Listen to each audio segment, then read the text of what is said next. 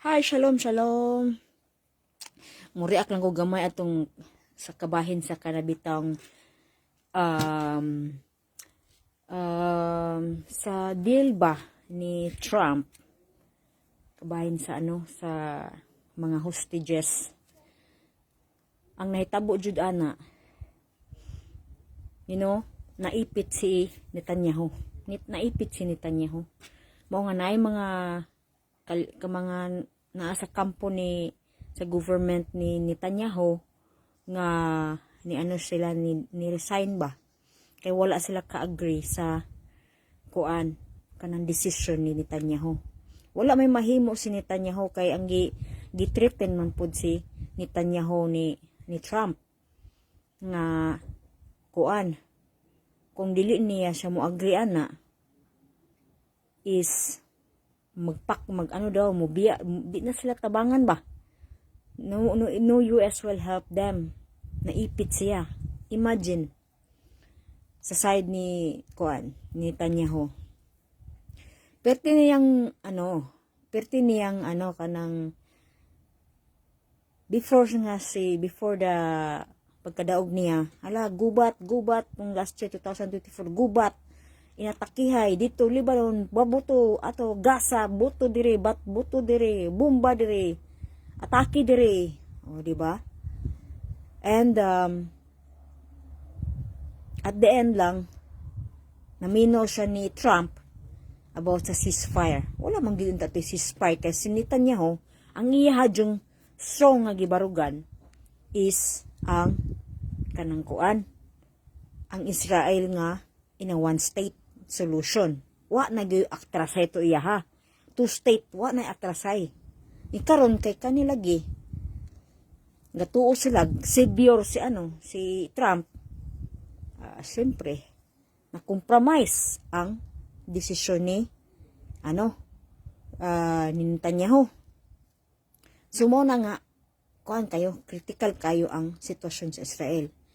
So mo na nga karon sa side ni Netanyahu mo siya kung sa pa handcuff bitaw, kung sa pulis handcuff pa sa likod ba, di nimo ka mo agree sa deal. So since kinsa may nag-rejoice, ang simple ang ang enemies, ang kaaway mo nag-rejoice. Kaya siyempre ang mga terrorist gi-funded man sa mga sa Qatarist. So Qatarist as mga Iran, sila na nagkaiusa na sila mga so di lang kung ang akong gi-focus lang Israel. So the case sa mga young mga adults, yung mga soldier na sa sa Israel, mga young soldier nga gihatag ilang life para sa land. Luoy kayo nahimo sila mo'y makaluluoy. Why man makaluoy? Muna nilang atake dito yung ipang-release sa nilang mga pila ka bugi pang pamatay nilang ilang mga prisoner sa mga gasanyan, mga sa Palestine, taga Palestine, pila ka buok, 90, imagine 90 versus 3. Imagine lang, in 42 days ang agreement So which is ang position sa Israel is totally jud kanang mangkuan ba nasa sa lower position sila ba? Because I know behind inside plano good anang dapita good. I know behind.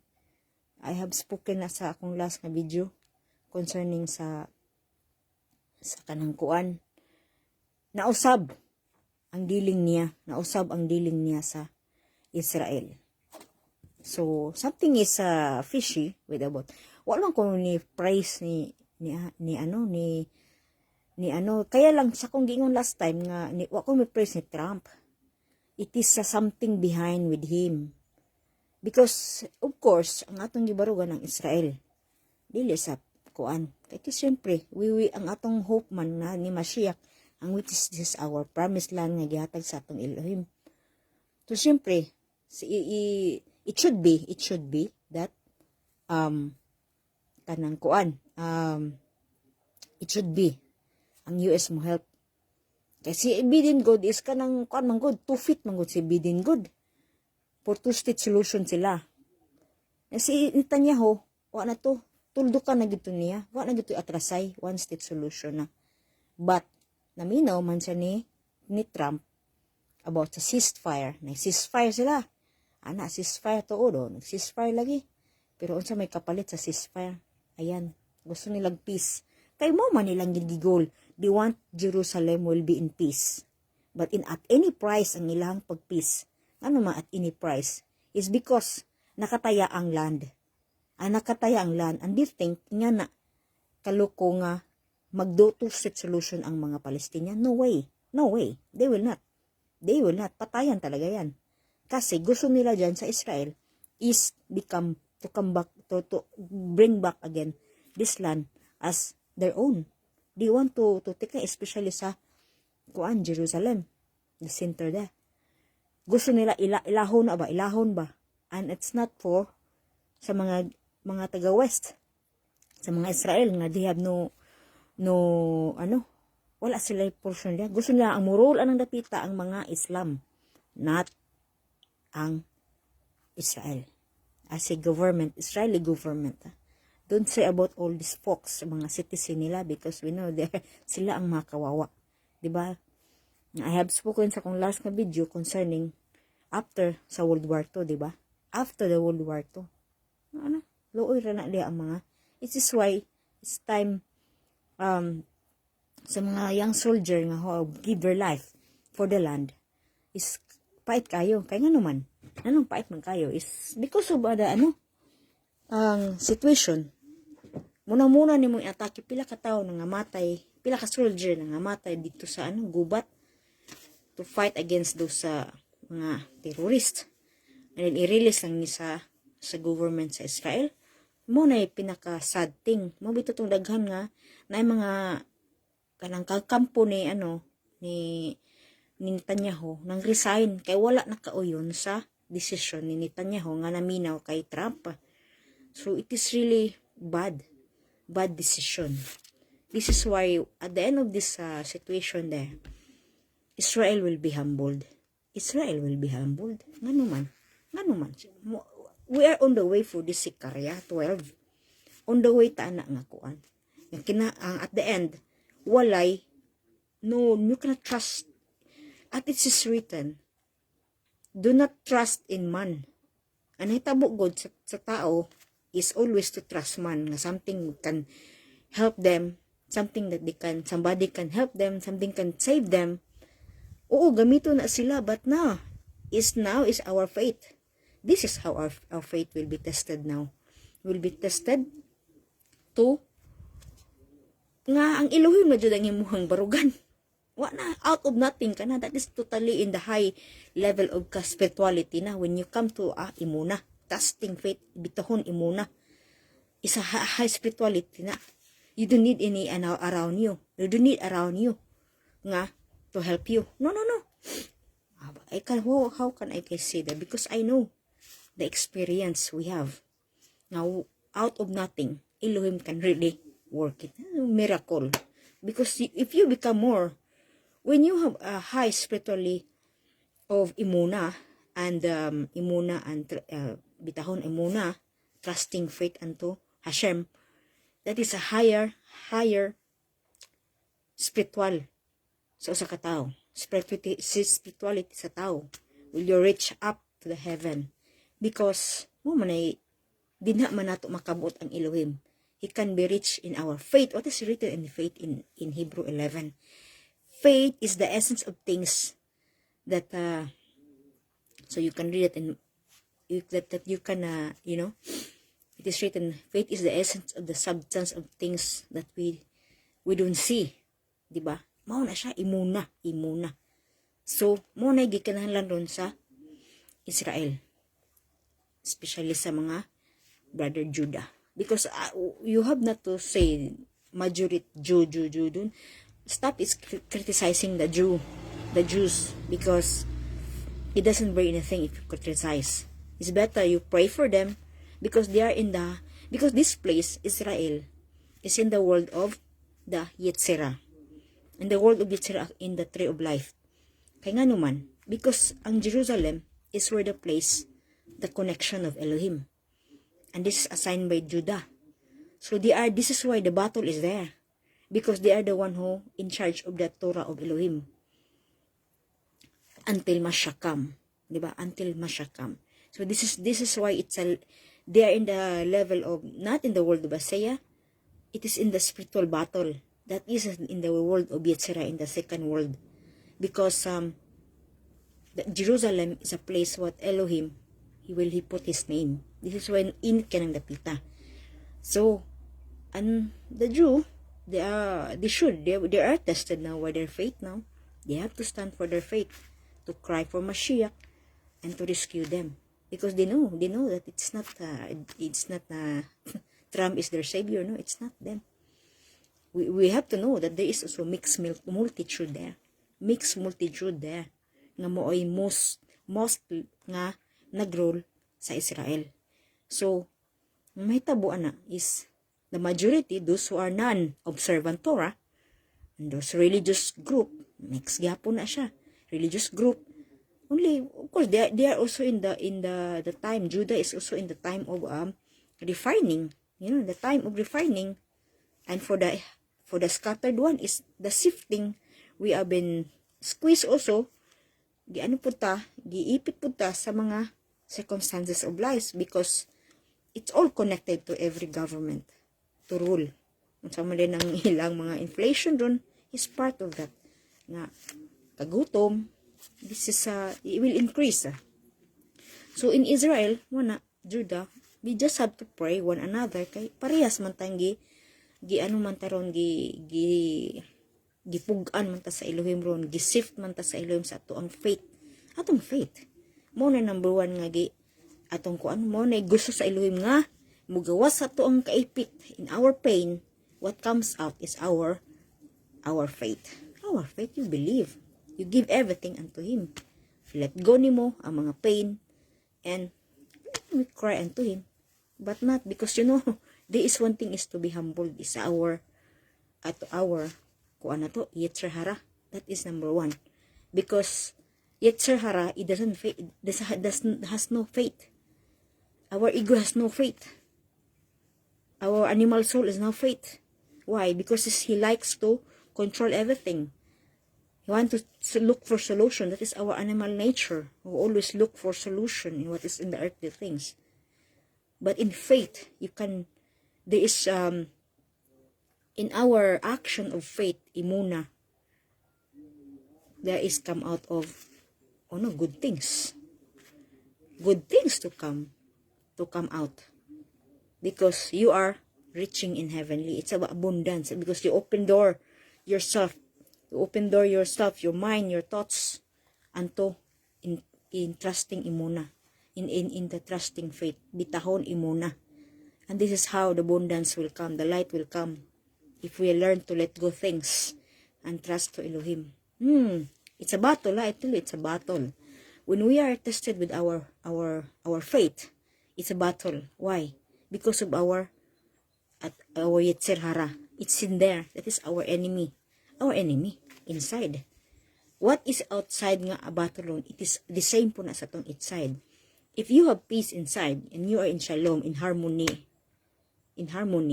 peace from above, shalom from above, it will not, dili na nimo ma-affect ang outside. But as long pa ka, when we are not, I say we because we are in battle in the moment of battle, kung wala pa ta maka-repair, it's really to have to repair ourself. Is repairing to ourself nga, we learn ta mo let go sa tanan nga, what is not from Elohim. That is, you want to please Elohim? Yeah. It's many things to let go. And it is really out of commitment, whatever comes. Even sa itong pamilya. Because sa itong mga pamilya, itong mga anak, usapo na. It is what Yeshua said, di ba? So this is why it's really a battle to really come to the highest level of faith, so that we can have a miracle in the heavenly places, can receive miracle para dili ka maluwas ta ba, redemption will come. So this is what happened to Jew now. The Jew is more and more, they are humbled by Elohim. No, they have to call Elohim. Now, this is how the test also ang faith nila. Ang faith nila to Hashem, that there's no other way you can ask help but to Hashem, not to trust man, because it's only for the glory of the person nga iyan ang buhaton, and not for the dili sa imong favor, but for their own interest, what they want to help, so-called help for others, so-called help nga imong gi-ask nila. No, it's not. It's for their glory silang self, for the land of Israel. So it's not about really for the intention of the will of Elohim na ilang purpose din na. But you see, but it will come. The more and more giipit ang Israel ron, the more this is a time for the refining of Judah to call upon Hashem for redemption, who is Yeshua Mashiach. They have to come to that. Yeshua Mashiach, the Mashiach, to send Mashiach to help them. And this is what happened in Egypt when the Hebrews call for Elohim. They cry out to Elohim because they are being squeezed from Pharaoh. From Pharaoh. So there's a deeper teaching with that, and it's so wonderful teaching. But it is so for today what is happening in Israel. Jerusalem is the heart of all. No other than. This is why they are in the spiritual battle in this area. Because spiritual battle, okay, that is the land Elohim has promised to Abraham, Isaac, and Jacob and his children, descendants. Diha na. For the son of the promise, what is given this land. So, this is the battle of the Ishmael and Esav will really because mga kaulisyon man sila man anak man sila si Esav o si Ishmael. But di man gid na kayang imong Yetzer Haraya po nila mag-away na di kanang ba self-interest gihapon ba. But no one can own the land, but is given to the children of Jacob. So Judah has to stand, and we pray for Judah that really the Mashiach is soon to come. Mashiach is soon to come to redeem the whole world from this world of Assyria. But it's a time of really of a time of a scary time, because it is a battle in and out for the whole world and this place Jerusalem. So of course US is direct connection in Israel. They have impact. But Yahweh knows it is all the matter of our behavior from his people, how he will behave with the imuna. Don't trust man, because it's not easy to, I tell you, it's not easy to find, to really seek for the will of Elohim. It's not easy, because the battle is in your ego. How to bring your ego into the alignment of the will of Elohim. That is a battle, because you don't know, it's a puzzle. That's why you need prayer for the will of Elohim. Kaya wala makakibaw sa iyang will. He is the one who will guide you. But sometimes will sa Elohim painful ba ya? Painful na siya. Kaya nga naman, in order you to grow, mo na gusto sa Elohim to grow in the, kaya he can be rich in the highest, in the spiritual life, not in the lower, in the world, in the natural life. No. It's not. Flesh and blood cannot inherit the kingdom. If you want to reach the kingdom, it's in heavenly, then we have to go in the heavenly. And it is a teaching of, in the Brit Kadasha, how to go up to the higher spirit, to climb for the Jacob's ladder. Shalom.